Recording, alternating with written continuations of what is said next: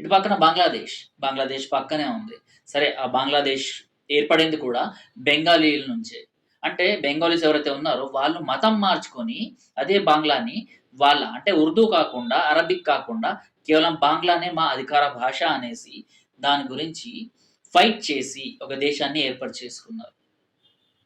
ఇటు పాకిస్తాన్‌తో మాకు సంబంధం లేదు. వేరే ఇస్లామిక్ స్టేట్స్‌తో మాకు సంబంధం ఉండదు.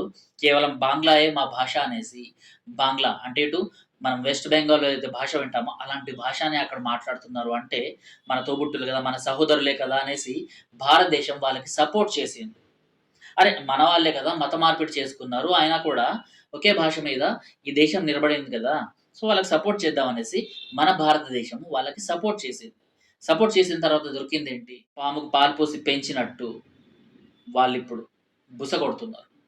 అక్కడ ఎవరైనా హిందువులున్నా, లేకపోతే హిందూ ఆలయాల్లో పూజలు జరుగుతున్నా కూడా సో, వాళ్ళ పైన అటాక్స్ చేస్తున్నారనమాట. 'దీపు చంద్రదాస్‌నయితే సజీవ దహనం చేశారు. బంగ్లాదేశ్ నడి రోడ్డు పైన జరిగిందిది. దీని గురించి ఎవరు స్పందించట్లేదు. దీని గురించి మేము స్పందిస్తే, దీని గురించి మేము మాట్లాడితే ఆ! మమ్మల్ని మత ఛాందసవాదులనేసి ముద్ర వేస్తారు.